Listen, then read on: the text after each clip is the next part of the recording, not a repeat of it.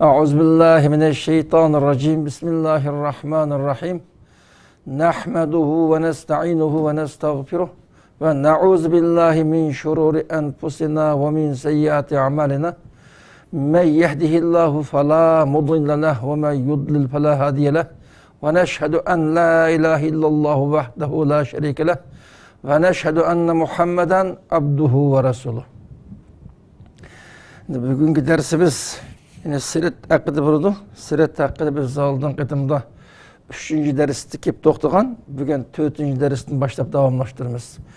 3. derste Peygamber İslam'a vahiyinin kirişinin başlanışı.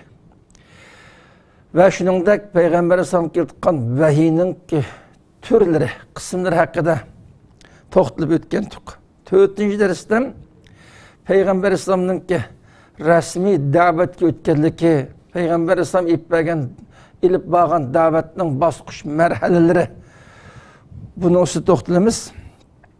Yani Peygamber sallallahu aleyhi ve sellem peygamberlik vazifasida topchi bo'lgandan keyin bütün insoniyatni bir Allah'a ibadet qilishga, Allah'ın emrini beja keltirishga davet qilishga başladık. Peygamber İslam'ın bu ip bağın davetini asasiyetini çok iki xil kısımga merkezleştir. Biri Mekke devri, ikinciden Medine devri.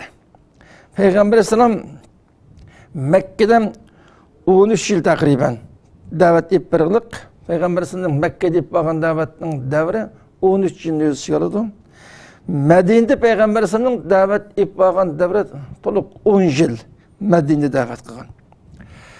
Biz her birini üstü toxtalamiz. Biz Mekke'deki Peygamber Aleyhisselam'ın davet edip bağın basqışlarının üstü toxtalamiz. Peygamber Aleyhisselam'ın Mekke'de edip bağın davetinin basqışlarını tövendikidek 3 kısımga xulaslash mümkün. Birim Peygamber Aleyhisselam peygamberlik vazifesi tapşı bağandan keyin Mekke'de edip bağın davetini birinci merhalede mahfi davet edip verildik.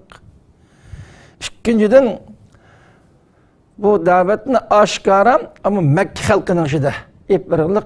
3. basqıç Mekke'nin sırtıga davet kengeylik. Peygamber Aleyhisselam'ın Mekke'de edip bağın davetini bu xil şekilde 3 kısımga ayırış mümkün. Mesela Peygamber Aleyhisselam'ın Mekke'de davet edip bağın devri 13 yıl degendik. 13 yılın 3 yıl Peygamber Aleyhisselam mahfi davet edip verildik.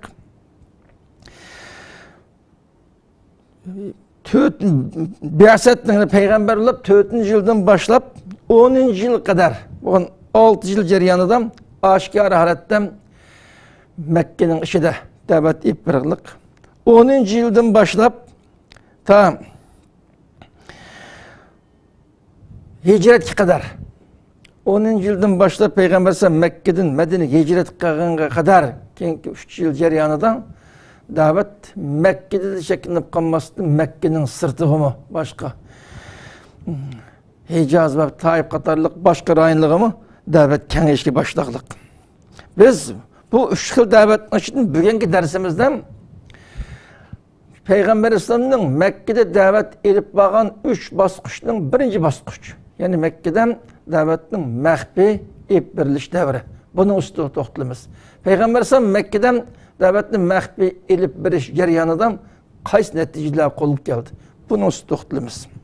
Yani Peygamber Aleyhisselam biz oldingi darsda deb o'tgandek Iqra bismi Robbikellezi halaq degan mush oyatlarning nozil bo'lishi bilan tang Peygamber Aleyhisselam'ningki Allah tarafdan elchilik vazifasini topshirib bilib peygamberlik salohiyati isbotlanadi. Bunun tafsiloti oldingi darsda berib o'tdi. Ama Peygamber Aleyhisselam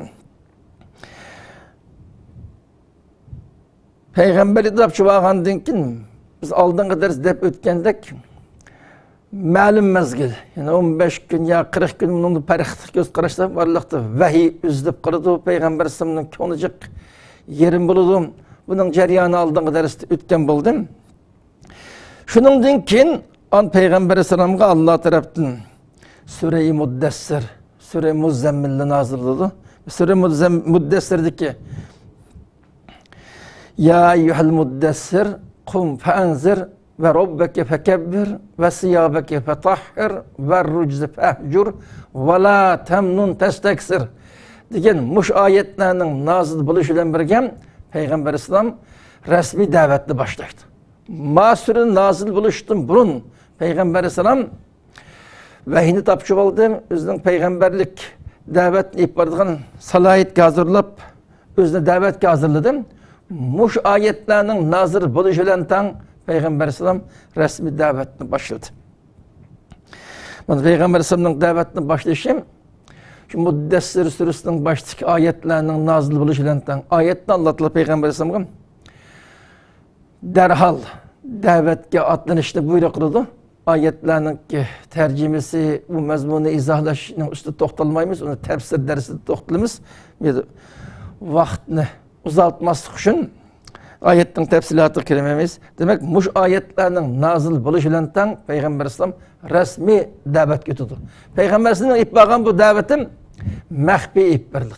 Mehbi. Çünkü şu vaxttan Peygamber İslam'a Allah tarafından vahiyinin kirişi ile tan birinci getimlik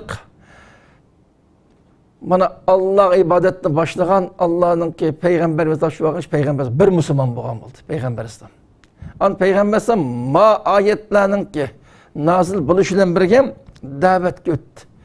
Bunda oğandan keyin her bir işinin şu devri şarait göre, imkaniyetli göre ma'lum bir hikmet, plan, tedbirlen ip verişi lazım. Peygamber Aleyhisselam en evvel bu davetini mehbi ip verildik. Peygamber Aleyhisselam mehbi ip verip mi en evvel özünün ki en yakın kişisi olan özünün ayalı, özünün ki yakın dostu, septişi, özünün aile azası dostlardan başladık.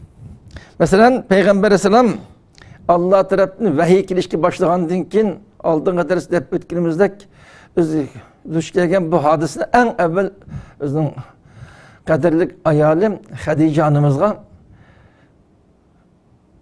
deylik. Anımızın haber verildik. Hadice anımız Peygamber Aleyhisselam'cık teselli verdim, ruhunu götürüştürüştüm.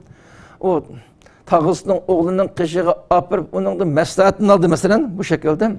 Çünkü Peygamber Aleyhisselam en evvel Ya eyyuhel muddessirinin nazır buluşlarından davet götkendiği için birinci lap özünün ayalı Seyyide Hadice anımızdan davet kıldı.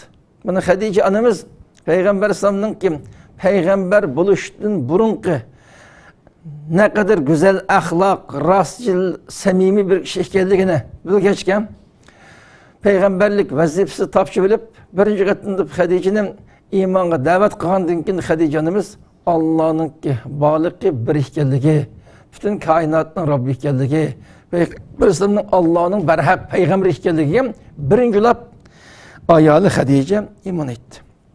İkinci katında Peygamber Sallam bu peygamberlik vazifesi tapçı davet götkendik özünün en yakın dostu Ebu Bekir Sıddık'ı imana davet kıldı. Ebu Bekir Sıddık derhal Peygamber Sallam'ın davetini anlağandan keyin imanını kabul kıldı. Tarihi rivayetlerde bayan kılmışım. Mesela Peygamber Sallam'ın hadisi mi var? Peygamber Sallam imanға davet kıldıktan keyin Ebu Bekir Sıddık hiç kandak tereddüt kılmasından derhal Peygamber Sallam'ın Allah'ın berhak peygamber ikelligi ve Peygamber Sallam ip kelgen davetke iman keltirdik. Şunun bilan birge Peygamber Sallam özünün ki tağısının oğlu özünün uyda terbiyelep beqib atkan terbiye balası keyingi davrda kishi oğlu bo'lgan Hazrat Ali'ni. Ali yaş bir yetti 10 yaş etrafıdan İmam Ali'ni davet kıldı. Şunun bilan birge Peygamber Sallam özünün aile azalarından özünün ki dastlabda qo'li keyin azat qilib beqib olgan balasi Zeyd ibn Haris. Zeyd ibn Harisni imonga da'vat qildi. Shuning bilan birga payg'ambar alayhisalom dastlabda imonga da'vat qilgan kishining qatoridan Bilal al-Habashi. Bilal al-Habashi bu kishi payg'ambar alayhisalomning da'vati bilan iymon islomni qabul qilgan bo'ldi. Shuning bilan birga payg'ambar alayhisalomning dastlabki da'vatida islomni qabul qilgan payg'ambar alayhisalomning oila a'zolarining qizlari Xadija onamizning bo'lgan payg'ambar alayhisalomning qizlari bular iymon etdilar. Endi bu yerda payg'ambar alayhisalom Alloh tarafdan da'vatni iborat vazifani topshirib olgan deydi. Eng avval o'zining eng yaqin odami bo'lgan ayoli, farzandlari, o'zining beqib olgan bolasi, o'zining uyda tarbiyalanayotgan Hazrat Ali va shunday o'zining eng yaqin do'sti Abu Bakr Siddiqdan boshlaqliq. Mana bular chunki bu iymon masalasi yangidan boshlanayotgan eng muhim masala bo'lgan dastlabdan boshlab kimga da'vat qilsam, shu da'vatni qabul qilib darhol uni ijobat qilish imkoniyati bo'lsa shuni his qilib deb payg'ambar alayhisalom bu shakl da'vatni boshlaqliq. Chunki payg'ambar alayhisalomni eng yaxshi bildiqanlar bular bo'lgan, bularning butun xarakteri payg'ambar alayhisalom tushunadi, payg'ambar alayhisalom bular yaxshi tushunadi. Chunki payg'ambar alayhisalom eng avval da'vatni o'zining ayolining boshlig'ida oila a'zolari sirt kishilarning eng yaqin do'sti bo'lgan Abu Bakr Siddiq bo'ldim boshladi. Endi payg'ambar alayhisalomning da'vatini qabul qilib birinchi qatimda tunji qatim iymon etgan kishilarga qarab baqsak, buning ichidan birinchilab iymon etgan kishi ayollarning ichidan. Mana butun ayollarga vakolatdan Xadija onamiz iymon etdilar. Jamiyatning eng esil jamiyat arboblari, eng muhtaram, mo'tabar kishilarning ichidan Abu Bakr Siddiq bu iymon etdilar. Kichik bolalarning ichidan bu masalan Hazrat Ali. Shuning bilan birga ozod qilingan kishilar, mandaqcha aytgandim, hurlar tabaqasidan bulanmayotgan kishilarning ichidan Zayd ibn Haris iymon etdilar. Faqat bir irqdan bo'lmay boshqa irq kishilarni Bilal ibn Rabah masalan Bilal al-Habashi bu kishi iymon etdilar. Hamma sohadan, hamma irqdan iymon etgan kishilar tepada payg'ambar alayhisolamning birinchi qatimda iymonga da'vat qilgan kishilarning ichida. Endi buningdan biz bir nechta turli darslarni o'rganishimiz lozim. Birim islomga xizmat qilmoqchi bo'lgan kishilarni islomiy ongda tarbiyalamoqchi, yetishtirmoqchi bo'lgan odam eng avval bu da'vat, bu ta'limni o'zining oila a'zolari, eng yaqin kishilardan boshlashning naqadar muhimligi bundan chiqib turdi. Biz madamiki payg'ambar alayhisolamga varis bo'lmoqchi, payg'ambar alayhisolamning yo'lida mangmoqchi ekanmiz, payg'ambar alayhisolam bu xizmatni qanday boshlagan bo'lsa, ashimochi iplanishimiz lozim. Shunga biz kishilarni da'vat qilish, kishilarga ta'lim tarbiya berishganda eng avval o'zimizning oila a'zolari, eng yaqin do'stlardan boshlash lozim.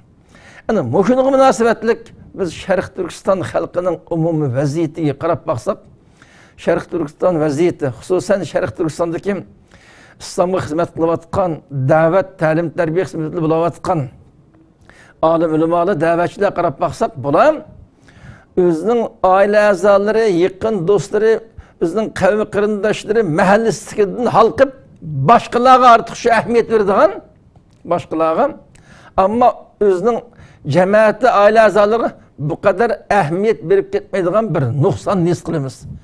Biz madamiki payg'ambar alayhisolamning yo'lida bormoqchi bo'lsak, payg'ambar alayhisolam eng avval o'zining oila a'zolaridan boshlabdi.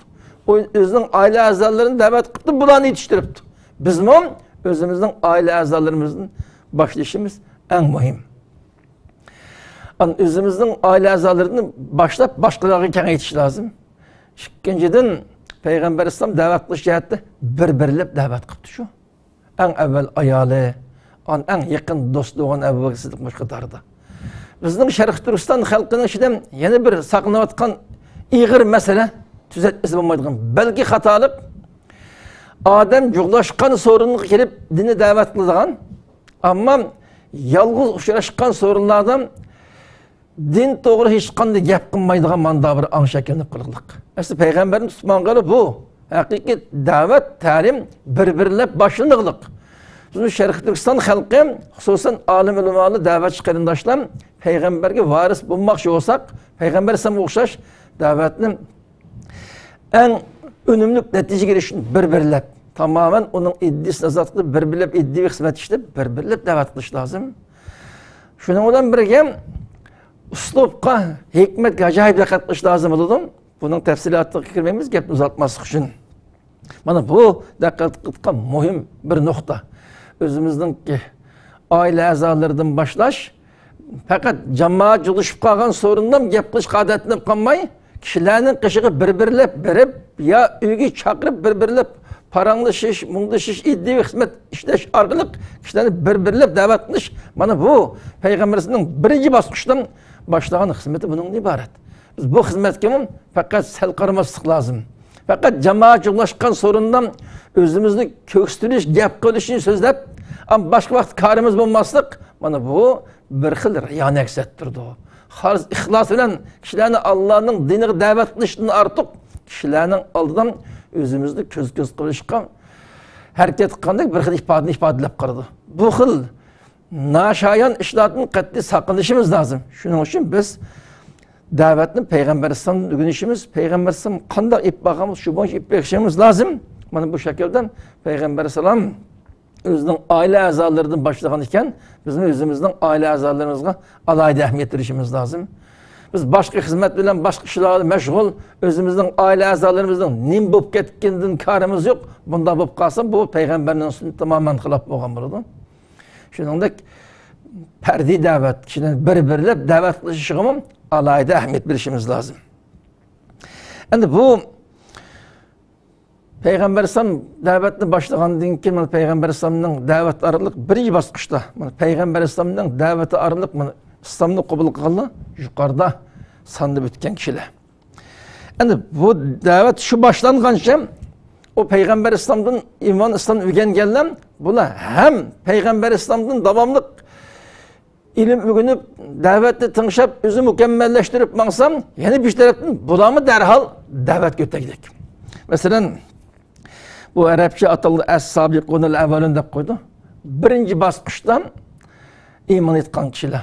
Yuqoriqilar payg'ambarning bir-birlab da'vat qilish orqali payg'ambarning qo'li bilan dastlabki iymon islomdan xabardor bo'lib, iymon islomni qabul qilgan alohida kishilar. Endi shularning tirishchanlik bilan birinchi bosqichdan iymon etgan kishilar to'bandagilardan iborat. Mana yuqoridagi ismi zikr qilingan kishilarning ichidan Ebu Bekir Siddiq jamiyatda bir mu'tabar, muhtaram bütün kishilarningki qo'llashiga erishgan eng yuqori saviylik, o'qimishli manda bir kishi o'qishgan. Bu payg'ambar islomdan da'vatni qabul iymon etgandan keyin darhol biz bahramand bo'lgan bu ne'matdan boshqalarni bahramand bo'lib qolsin deb o'zining boshqa yaqin kishilarini jamiyatdagi muhim deb qaralgan o'zining yaqin kishilarini da'vatga boshladiq. Mana birinchi bosqichda birga o'tirmizda İslam'a kirganlar Ebu Bekir Siddiqning da'vati bilan kirdik. Mana bularning ichida masalan Osman ibn Affan, Zubayr ibn Avvam, Abdurrahman ibn Avf, Sa'd ibn Abi Waqqas, Talhat ibn Ubaydullah. Mana bu İslam xilofatining asoschilari bo'lar. İslami da'vatning eng cho'ng ustozlari hisoblanib tutgan bayroqlar hisob katta kishilar. Mana bu katta kishi 5 kishi Ebu Bekir Siddiqning tashabbusi ham Ebu Bekir Siddiqning da'vati orqali islomni qabul qildik. Mana bular islomni qabul qilgandan keyin payg'ambar islomning oldiga Ebu Bekir boshlab agarlik bo'lgan.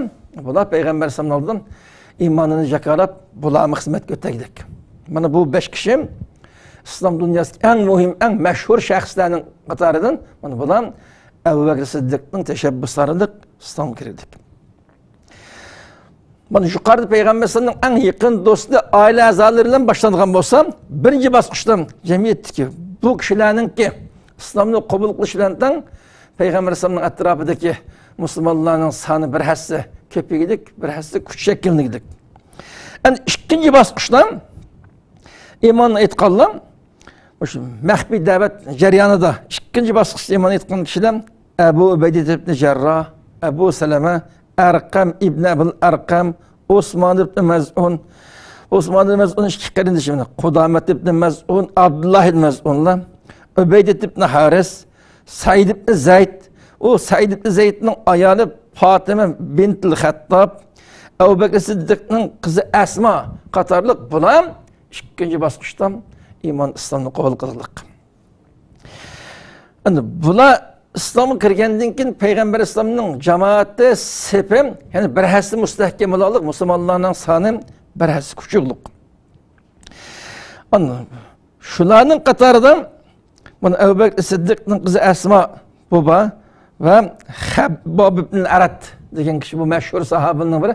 Habbob ibn al-Aratmi? Mana bu maxfiy da'vat bosqichidan ikkinchi bosqichda islomni qabul qilgan alaydi katta kishilarning qatoridan. Ana 3-chi bosqich boshlanadi bundan keyin 3-chi bosqichdan islomni qabul qilganlar Umar ibn Abi Waqqas, yuqorida Sa'd ibn Abi Waqqas deb o'tgandik. U birinchi bosqichda Sa'd ibn Abi Waqqas islomni qabul qilgan bo'lsa, shu maxfiy da'vatning 3-chi marhalasida Sa'd ibn Abi Waqqasning qarindoshi Umar ibn Abi Waqqas bu islomni qabul qildi. Shunday Abdullah ibn Mas'ud, katta sahobaning uchun Abdullah ibn Mas'ud islomni qabul qildi. Mas'ud ibn al-Qari, Abdullah ibn Jahsh, Ja'far ibn Abi Talib, Ammar ibn Yasir, Abu Zar al-Ghifari qatorliq mana bu kishilar maxfiy da'vatning 3-chi bosqichidan islomni qabul qilib islomga kirdik. Mana bu shaklda bevosita payg'ambar islomning tarbiyasi bilan da'vatni qabul qilgan payg'ambar islomning yaqin do'sti, oila a'zolari bo'lsin. Uningdan keyingi 1-chi va 2-chi va 3-chi bosqichda islomni qabul qilganlar olsin. Bu shaklda payg'ambar islomning 3 yil maxfiy Makkada da'vat etib berish jarayonida yuqorida ismi zikr qilingan va shu qatordagi musulmonlarning ichidan taqriban 40 atrofida kishi musulmon bo'lganlik. Mana bu 40 odam 3 yil jarayonida har birisi eng ilg'or, eng muvahhid mu'min musulmon bo'lish bilan birga butun barlig'ini islomga, kishilarni islomga da'vat qilish, islom dinini yer shariga umumlashtirishga barlig'ini bag'ishlaydigan mandaq fidokor kishilardan bo'lib tarbiyalanib chiqildik. Mushularningki tarbiyalanish bilan birga Makkaning ichidan islom dini keng tarqalishga boshladik. Endi mush kishilar islomga kirib taqriban 40 atrofida kishi rasmiy islomni qabul qilish bo'lgan arliqdan u islom diningki o'tirib qo'yilganligi, ma'lum sonli kishilarning payg'ambar islomning da'vati, tarbiyasi orqali islomni qabul qilganligi Makkada ma'lum miqdorda tarqalishga boshladik. Garchi payg'ambar islom favqulodda maxfiy tutib kelgan bo'lsin bu ishni, kishilarning og'zidan Muhammad alayhissalomga Alloh tarafdan payg'ambarlik vazifasi topshirilibdi. Buning da'vatini falan islom dinini qabul qilibdi degan so'zlar Makkada tarqalishga boshladik. Mana mush orqali payg'ambar islomning da'vatni maxfiy etib bo'lgan davri oxirlashib 40 va undan ortiq musulmonlarning tarbiyalanib yaxshi yetishi bilan birga islom dini ochiq oshkora o'tirg'i qo'yilishga boshladik. Endi islom dinining oshkora da'vat qilinishi bu Makkadagi da'vat bosqichining 2-chi bosqich. Buningda biz keyingi darsda to'xtalamiz. Biz bu yerga o'tishdan burun o'sha da'vatning 1-chi bosqichida, 1-chi bosqich jarayonida biz o'rganishga tegishli ba'zi masalalar haqida qisqacha to'xtalib o'tamiz. Birim, o'sha payg'ambar islom payg'ambarlikni topshirib olgandan boshlab shu maxfiy da'vat etib berilish, Alloh tarafdan kelgan vahiyni payg'ambar islom qutlug'ini sahobalarga yetkazish bilan birga bir tarafdan da'vat ham ta'lim etib berildi. Shuning bilan birga muhim ibodatlarning bir qismi bo'lgan namoz yo'l qo'yilganlik. Vaqtni garchi 5 namoz keyingi davrda payg'ambar islomning Merojga chiqqandan keyin Merojni farz qilgan bo'lsa ham, Merojga chiqishdan burun payg'ambar islom payg'ambar bo'lgandan boshlab ertaga 2 rakat, oqshom 2 rakat namoz o'qish, Jibril islomning ta'lim berish bilan o'tirib qo'yganlik. Payg'ambar islom kuniga 2 vaqt namozni boshlaganlik va yangidan mu'min musulmonlikni qabul qilgan atrofidagi kishilar buni o'g'itugidek bular da'vat ta'limni maxfiy etib namozni maxfiy davomlashtirib kelaylik. Biz Mi'rajga chiqib 5 namoz farz qilinishdan burun payg'ambar alayhisalom payg'ambar bo'lgandan keyin Jibril alayhisalomning ta'lim berishi bilan namozning yo'l qo'yilganligi ham birinchi bosqichdan boshlab islomni qabul qilgan kishining payg'ambar alayhisalom bilan birga namoz o'qishni davomlashtirib kelganligidan iborat bu haqiqatni bilishimiz lozim. Buningdan namozning naqadar muhim ekanligi chiqib turdi. Ikkinchidan biz payg'ambar alayhisalom shu Makkada maxfiy 3 yil miqdorida shu da'vat ip berish jarayonida qaysi o'rindan da'vatning markazi, ta'limning markazi qilib qo'llangan buni qisqacha izohlash lozim. Shu payg'ambar alayhisalomga dastlabki iymon etgan kishilarning qatoridan Arqam ibn Abil Arqam bu ikkinchi bosqichdan iymon etgan kishilarning biri. Arqam ibn Abil Arqam buning uyi Sapotig'ining qishdi bo'lib, dadasining ko'zi ama, o'zida 15-16 yosh bola.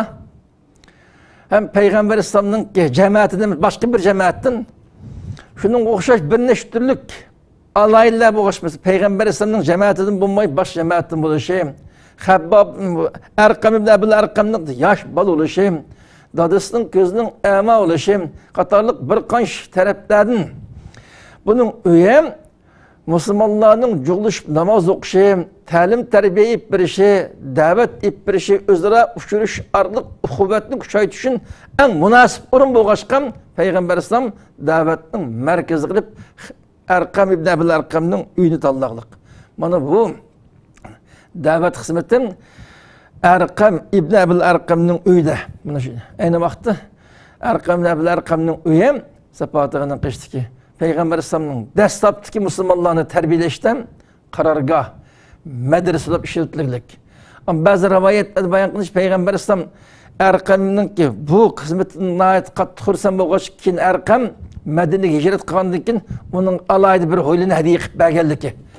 Sening eng qiyin paytlarda sening uyingni Makke'de şu davet hizmetiga Müslümanlarning ki toplashib islom dinini o'rganish, o'rgatish vahiyni tanışaş hizmetiga hazırlap berganligining badaligi sen bu uydan foydalanib qoldi, bir uyni hadiya qilib bir mukofotlaganligi boshqa rivoyatlarda zikr qilindim.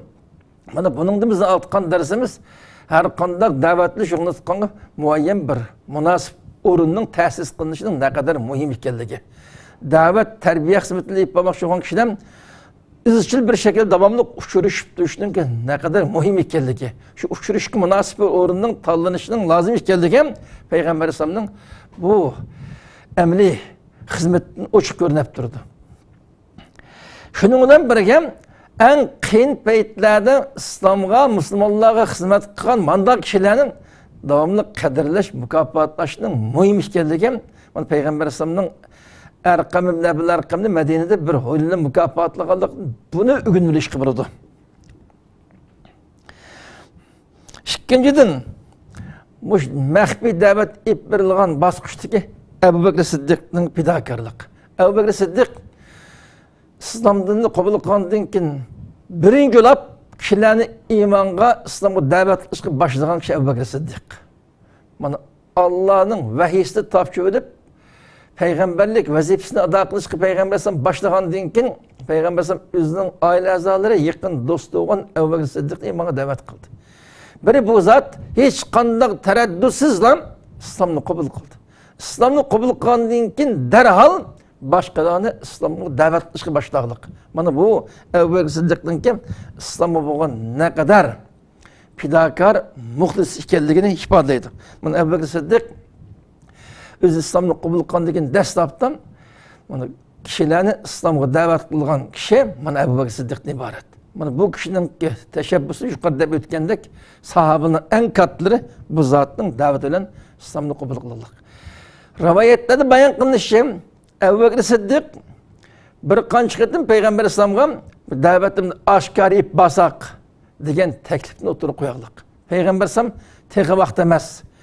Biz ma'lum bir kuch to'plab atrofimizda biz bilan sabtlashib o'tgan kishilarning soni ko'paygan qadar sabr qilishimiz lozim deb davomli Abu Bakr Siddiqni besib turib, Abu Bakr Siddiq roziyallohu anhu islomni ochiq oshkor jakolashgan bir necha qitim Peygamber Aleyhisselam iltimosini qildi. Peygamberimiz ta ki Ömür ibn Hattab radıyallahu iman etip İslam'ın etrafı kuch bir hasi kuşayğanğa kadar Ebu Bekir Siddiq'ın vaqt ruhsat qılmay keliklik. An ahirda Peygamber İslam Ebu Bekir Siddiq'ın şu teşebbüs arqılıq Ömer'in İslam'ını qabul qilishdan birgem davetini aşkar ep berishqan ruhsat qılıq. Mana aşkar ep berish ruhsat qılgan musulmonlar tarqilib lam jamiyat kishilarning ishiga singib kirishga boshlaqliq. Olık Kabe şu vaxtımı müşriklerin mukaddes bildiğin joyining birisi. Ebu Bekir Siddiq Kabe'nin aldığı çıkıp özünün İslam'ını jakalaqliq. İslam'ını jakalaqandan keyin müşrikler tarafından favqulodda ig'ir aziyatlarga zulmga duch keldik. Shuncha bola aziyat va zulm duch kelgan bo'lsam, o'zini unutgan holatda İslam'ını kengaytish, İslam'ını yeyish, Peygamber İslam'ını qo'llash, Peygamber İslam'ga hamkorlashdan iborat bu xizmatni eng fidokorlik bilan qilib kirdik. Endi Ebu Bekir Siddiqning fazilatini biz bu yerda bir qancha kalima bilan ifodalab tugatib bo'lmaymiz. Ebu Bekir Siddiqning tarjimali yozilgan asarlarga murojaat qilish orqali bu kishining fazilatini ham kengdardi, xabardor bo'lsak bo'ladi. Mana biz Peygamber İslam'ningki da'vat etib bo'lgan bosqichlarining uchun Mekke'deki 3 basqıçның birincisini maxfiy da'vat etib bo'lgan basqıç. Boşunun üstünde to'xtaldik. Bizning darsimizni bu o'rinda oxirlashtiramiz. Faqat bu basqıç 3 yil davomlashganligidan 3 yil jarayonidan 40 atrofidagi kishining musulmon bo'lganligidan 3 yil to'shqandan keyin 40 atrofida musulmonlar mukammal tarbiyalanib yetishgandan keyin an da'vatning oshkora epish boshlaganligi. Bu bayon qildim. Shuning bilan bugungi darsimiz oxirlashdi. Hemmelenni Allah'ım Peygamber İslam'ın sirati, hadislerini yaxşı ügünüş, özünün kündülük hayatı yaxşı tatbiqlaş, şu arqılıq dünya ve ahiretinin bəxtini qol keltiriş muvaffaq olsun. Hemmelenki köp rahmet, Allah'a emanet.